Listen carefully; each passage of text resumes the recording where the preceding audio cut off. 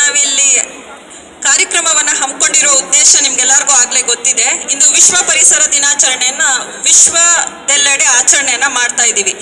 ಈ ದಿನಾಚರಣೆಯನ್ನ ಜೂನ್ 5ರಂದು ವಿಶ್ವ ಪರಿಸರ ದಿನಾಚರಣೆಯಾಗಿ ಆಚರಣೆ ಮಾಡಬೇಕು ಅಂತ 1972ರಲ್ಲಿ ಯುನೈಟೆಡ್ ನೇಷನ್ಸ್ ವಿಶ್ವಸಂಸ್ಥೆಯ ವತಿಯಿಂದ ಗುರುತಿಸಲಾಯಿತು. ಅದರಂತೆ ಪ್ರತಿ ವರ್ಷ ಪ್ರತಿ ರಾಷ್ಟ್ರ ಅಥವಾ ದೇಶಗಳಿಗೆ ಈ ಆಚರಣೆಯನ್ನ ಮಾಡೋದಿಕ್ಕೆ ಒಂದು ಉದ್ದೇಶವನ್ನ ಈಡೇರಿಸೋದಕ್ಕಾಗಿ ಕೊಡ್ತಾ ಇದ್ದಾರೆ. ಅದರಂತೆ ಈ ವರ್ಷ ನಮ್ಮ ಭಾರತ ದೇಶ ಜಾಗತಿಕ ಆತಿಥೇಯ ರಾಷ್ಟ್ರ ಆಗಿದೆ. ಸೊ ಇದು ಥೀಮ್ ಮತ್ತು ಸ್ಲೋಗನ್ ಅನ್ನ ಕೊಟ್ಟಿದೆ ಈ ವರ್ಷ. ಏನದು ಥೀಮ್ ಏನು?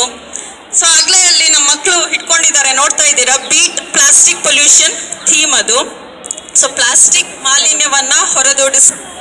ಆಮೇಲೆ ಸ್ಲೋಗನ್ ಬಂದು so you have to reject one use plastic or if you cannot reject it or refuse it ಅಂತ. ಅಂದ್ರೆ ಏಕ ಬಳಕೆ ಪ್ಲಾಸ್ಟಿಕ್ ಅನ್ನ ಬಳಕೆ ಮಾಡಬೇಡಿ, ಹಾಗೆ ಬಳಕೆ ಮಾಡಕ್ ಬಂದ್ರೆ ಅದನ್ನ ನೀವು ತಿರಸ್ಕಾರ ಮಾಡಿ ಅಂತ.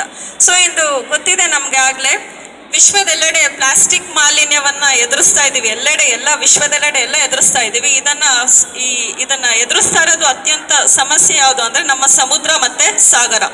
ಸುಮಾರು ಪ್ರತಿ ವರ್ಷ 5 ಟ್ರಿಲಿಯನ್ ಪ್ಲಾಸ್ಟಿಕ್ ಅನ್ನ ನಾವು ಉತ್ಪಾದನೆ ಮಾಡ್ತಾ ಇದ್ದೀವಿ. ಇದರಲ್ಲಿ 13 ಮಿಲಿಯನ್ ಟನ್ಗಳಷ್ಟು ಪ್ಲಾಸ್ಟಿಕ್ ಅನ್ನ ಸಾಗರ ಮತ್ತು ಸಮುದ್ರಕ್ಕೆ ನಾವು ಬಿಸಾಕ್ತಾ ಇದ್ದೀವಿ. ಸೊ ಒಂದು ಹೇಳಿಕೆ ಇದೆ, ಏನಂದ್ರೆ ನಮ್ಮ ಭಾರತದ ಹಾರ್ದಿಕ್ ಪಾಂಡೆ ಕ್ರಿಕೆಟ್ ಅಲ್ಲಿ ಒಂದು ಓವರ್ ಮಾಡಿದ ಸಮಯದಲ್ಲಿ 4 ಟನ್ಗಳಷ್ಟು ಪ್ಲಾಸ್ಟಿಕ್ ಅನ್ನ ನಾವು ಸಮುದ್ರಕ್ಕೆ ಮತ್ತೆ ಸಾಗರಕ್ಕೆ ಎಸಿತಾ ಇದ್ದೀವಿ ಅನ್ನೋದನ್ನ ಲೆಕ್ಕಾಚಾರ ಮಾಡಿದ್ದಾರೆ. ಸೊ ನಾವಿಂದು ಪ್ರತಿಷ್ಠಿತ 50ರಷ್ಟು ಪ್ಲಾಸ್ಟಿಕ್ ಬಳಕೆಯನ್ನ ಏನ್ ಮಾಡ್ತಾ ಇದೀವಿ ಅದೆಲ್ಲ ಏಕ ಬಳಕೆಯ ಪ್ಲಾಸ್ಟಿಕ್ ಆಗಿದೆ. ಅದರಲ್ಲೂ ಸಾಗರ ಸಮುದ್ರದಲ್ಲಿ ಈ ಒಂದು ಅಂದಾಜು ಪ್ರಕಾರ ಸುಮಾರು ಇನ್ನೊಂದು 10-20 ವರ್ಷ ಬಿಟ್ರೆ ಅಲ್ಲಿ ಇರುವಂತಹ ಜೀವ ವೈವಿಧ್ಯಕ್ಕೆ ಸಂಕುಲನಕ್ಕೆ ಇದು ಅತ್ಯಂತ ಮಾರಕವಾಗಿ ಏರ್ಪಡತ್ತೆ. ಕಡಲ ಸಾಗರ ತೀರಗಳಲ್ಲಿ ಹೋಗಿ ನೋಡಿದಾಗ ಬರೀ ಪ್ಲಾಸ್ಟಿಕ್ ಅನ್ನೇ ನೋಡ್ತೀವಿ ನಾವು. ಸೊ ಅಲ್ಲಿರುವ ಜಲಚರ ಜೀವಿಗಳಿಗೆ ಯಾವ ರೀತಿ ತೊಂದರೆಯನ್ನ ಉಂಟು ಮಾಡ್ಬೋದು ಅನ್ನೋದನ್ನ ಅಂದಾಜು ಮಾಡಿ, ಅದಲ್ಲದೆ ನಮ್ಗೂನು ಈ ಪ್ಲಾಸ್ಟಿಕ್ ಇಂದ ತಗೋಬೇಡಿ.